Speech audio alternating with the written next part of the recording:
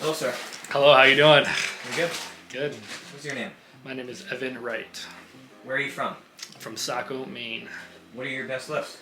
So my best lifts in competition, bench is 320, squat is 535, and deadlift is 601.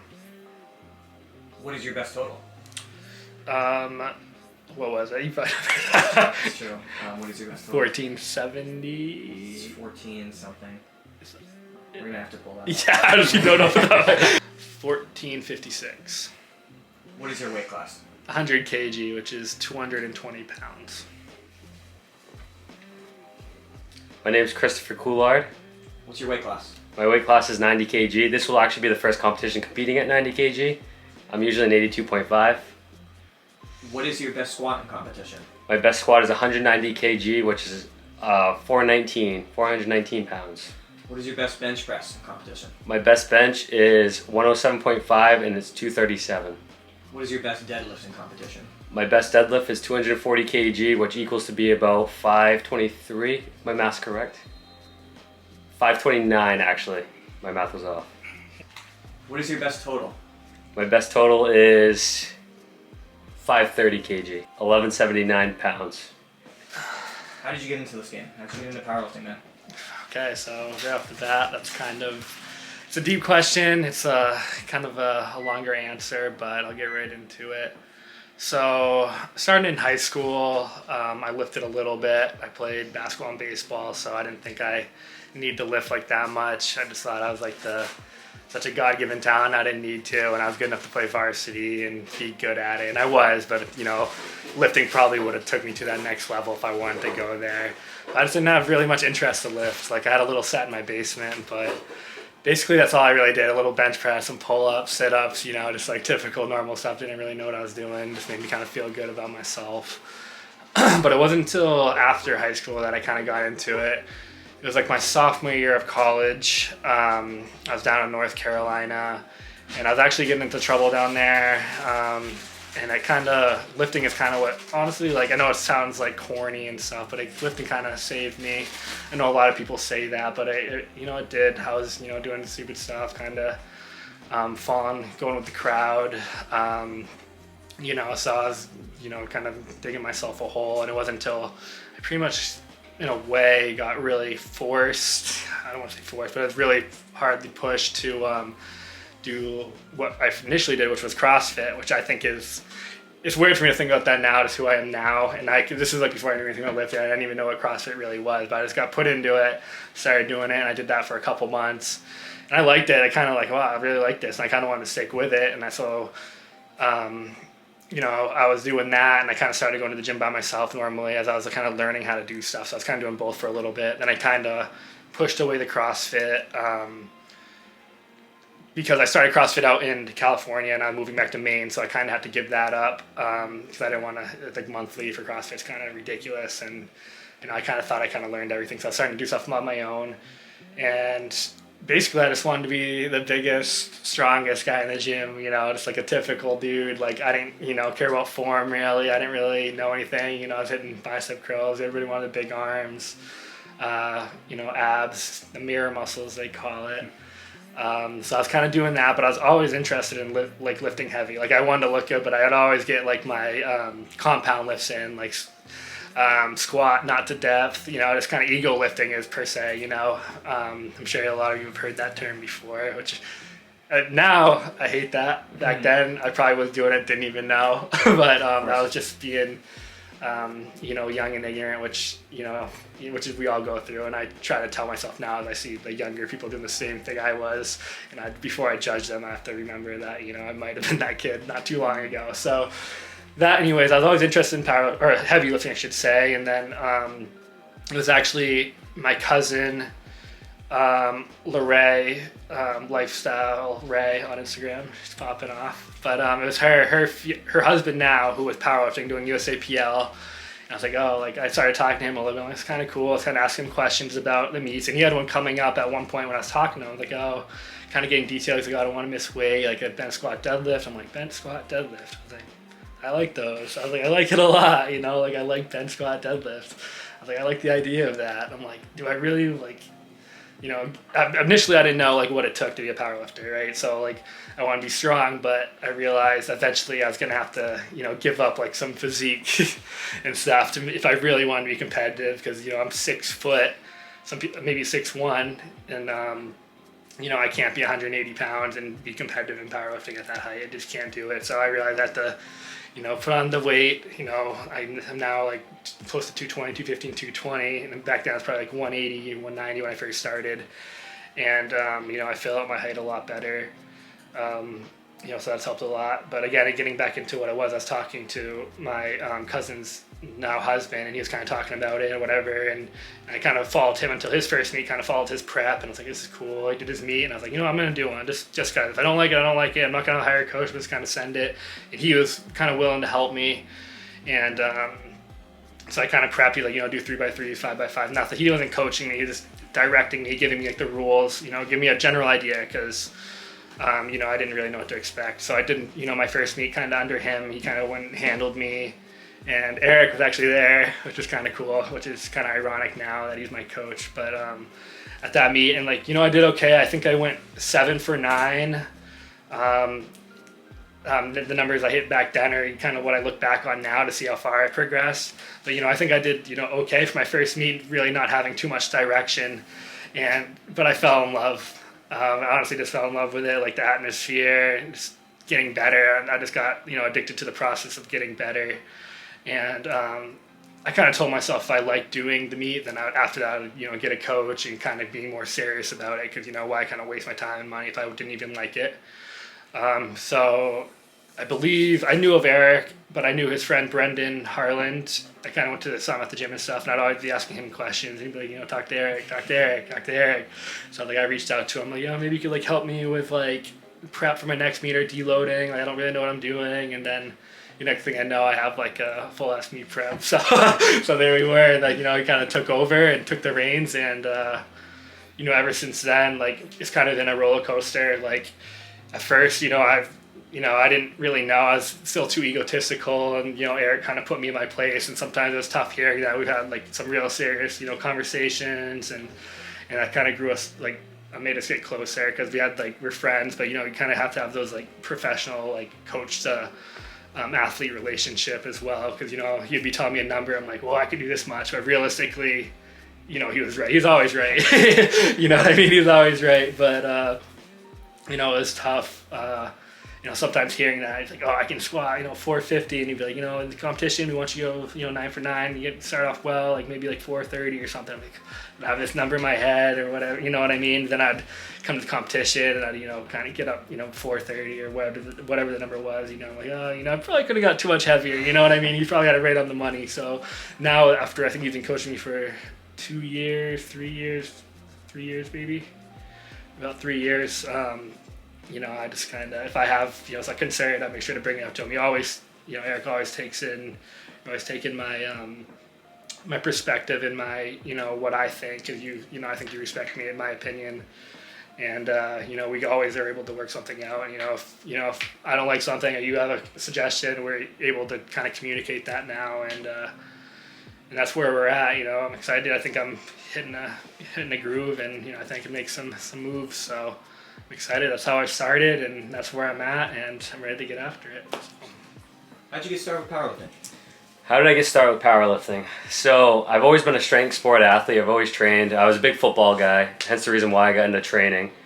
And then, so once my high school year ended, I was going to go to college and play football. I backed out of that because I had another opportunity with just life, and that's a different story. But so once I finished up football, I just continued training every day, 5 days a week, taking the weekends off. And then I became very good friends with Mr. Evan Wright. And one day he said the word powerlifting, and I'm like, powerlifting? I was like, what the hell is that? And he described it to me. I'm like, nah, no, that's not me. I'm not gonna do that. You'll never see me doing that. Like, Planet Fitness is the place I need to be. Like, that's absolutely no lie. And Evan tried with everything he had in him to pull me out of there, and I was stuck in my ways. I liked what I was doing, and I was stuck in my ways. And then one day I'm like, you know what? screw it. I'm going to go to Evan's gym and I'm going to try to actually bench a free bar and not one on a Smith machine and see how it is. And I just honestly just fell in love with the aspect of just getting better every day. I mean, you're benching a bar, and then before you know it, you have 2 plates on the bar. And it's just that self was the reason why I fell in love with powerlifting. And that's how I got into powerlifting. And then Evan introduced me to Mr. Eric Hogan, and that just changed my life. I mean, the guy, I just fell in love with the sport. It's the best way I can put it is when I stepped on that football field on Friday Night Lights and just hearing the crowd cheering is the same exact feeling I got when I stepped on that platform at a meet. And to feel that again was just something that I never thought I'd feel again. Because I used to regret not going to play football, and then just having something else that I could just look forward to and get me through that life, and just have something to look forward to is the reason why I'm in powerlifting, because I found that love again. And that's the story of how I fell in love with it. I can't thank my friends enough for pushing me to do stuff that I was not comfortable doing at all, getting out of my comfort zone, going to a gym. Like how I am now, looking back at it back in the past, I never think I'd be where I am now. Like having people look up to me and just like, it just means so much. It means more than me having a medal around my neck and stuff. I just feel like the whole sport of powerlifting is just so much more than just lifting heavy weight and just looking like that strong guy in the gym, to me personally. And I feel like that's why me and Evan connect so well, is because he's got that very competitive mindset that helps me get through it, but I'm also that team player kind of guy. And it's just, everything mends together very, very well. And the sport changed my life. And that's the best way I can put it. And I'll be in the sport as long as my body allows me to be in the sport. And it's not my body, it's how I go about my body. And that'll be a story for a different day, but what is the shed in the context of Southern Maine powerlifting? The shed. That is a very, very good question. The shed means a very, very lot to me. It was, so unfortunately we all had to deal with COVID when it came. And the shed was a place that let me still do what I love to do. And so let me backtrack a little bit. So one of my good friends, Evan Wright, and myself, we had nowhere to train. Every place shut down in the whole state of Maine. You couldn't train anywhere. I mean, I know some of my closest friends were training at their house, for Christ's sake. I mean, you couldn't find a gym open.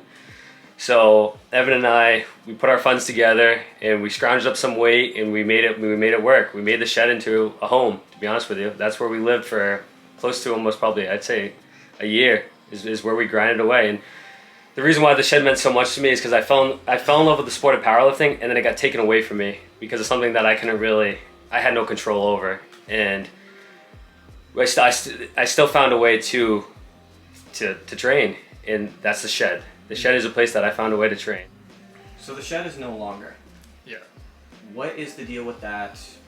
Where's the shed stand at the very moment? Mm-hmm. So we did end up deciding to kind of go away from the shed. You know, we're pretty far past the COVID exemptions of gyms getting shut down. God forbid that ever happens again.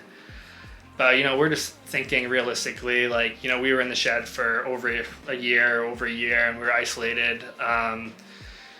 And, you know, that played a big role for us. Like, you know, for a while, like when we only had commercial gyms or powerlifting gyms to go to, you know, we'd complain about, you know, the people and stuff. So we're like, all right, like, you know, a shed, you know, isolate won't be so bad. And it wasn't so bad. It was never so bad. But after, you know, a year of being by yourself in like a isolated place, like it would sometimes be hard to get motivated to do things. And, you know, in the winter it'd be cold. We're in Maine. It wasn't insulated, so we'd have a space heater. In the summer, it would get really hot, and, you know, we had like an industrial fan, and those things worked, and it was great while it lasted. But like I said, eventually we kind of ended up going away from it, and, you know, it was kind of emotional for us. We put a lot of time and effort into there, but, you know, we both, you know, love going to, you know, our gyms now. Like, I think, you know, having that isolation for a year kind of gave us a different like appreciation for going and being around people. Because in a weird way, you know, like, you know, I always say I don't care what people think, or, you know what I mean? I do my own thing, which I do for the most part. But sometimes, you know, knowing that people are kind of watching you and people around you kind of gives you like a different sort of motivation to, like, you know, kind of push yourself a little bit further, you know, because if you fail, like people are gonna see you fail. As opposed to a shed, you like dust it off. Like no one saw that, right? Like, but that's how it was. But I think you get in just so used to like a normal routine, like when you don't have that, and you kind of get satisfied with certain things, and there's not people around you who like kind of push you as much. I mean, we had each other and we saw videos and whatnot, but it still isn't the same. So yeah, we ended up kind of listing all of our equipment. We sold a lot of our stuff to people we know, which is we're happy about because it's gone to a good home. Some of our plates are going to USAPL Maine, which we'll see at competition, so you're not going too far away. So I'll still be able to use them there.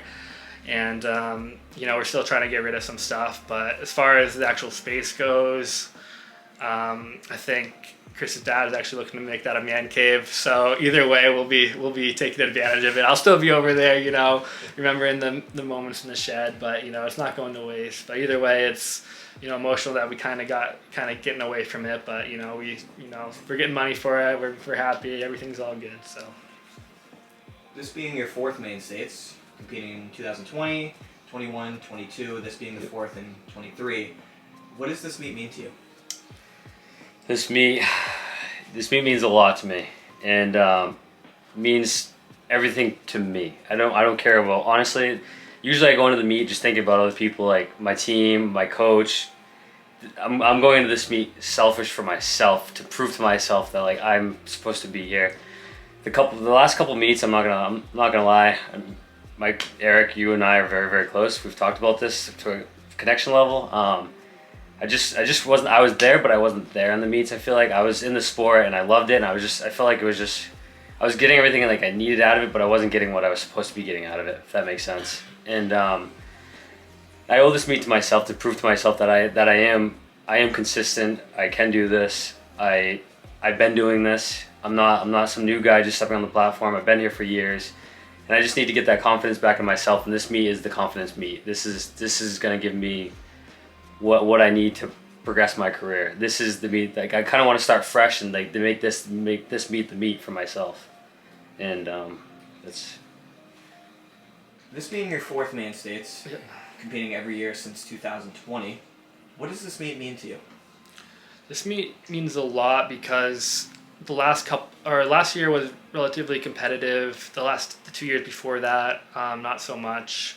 My first States, not at all. It was during COVID, and it was run by a different director. But either way, this one, we have, I think, at the top 10 people in Maine, I think we have 7 or 8 of them competing, which is huge. Like that's because I really want to like make my mark in Maine, because I think I can be like a top 10 lifter in the state, and I think this meet is really gonna say a lot, or not say a lot.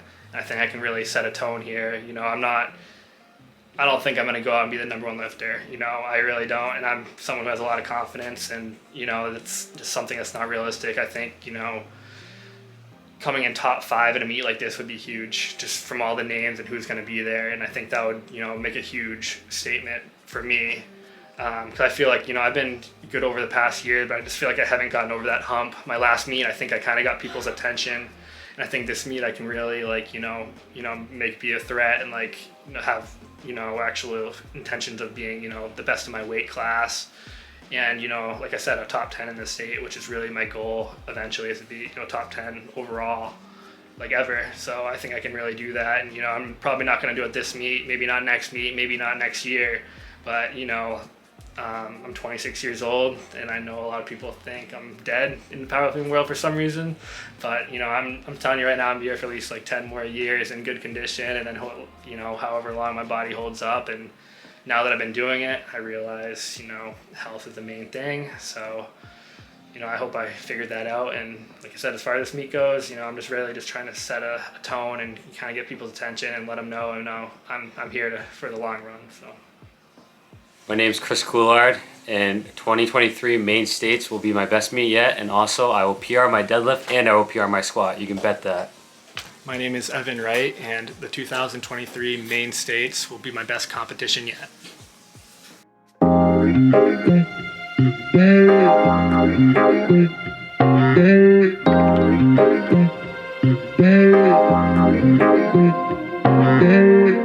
you.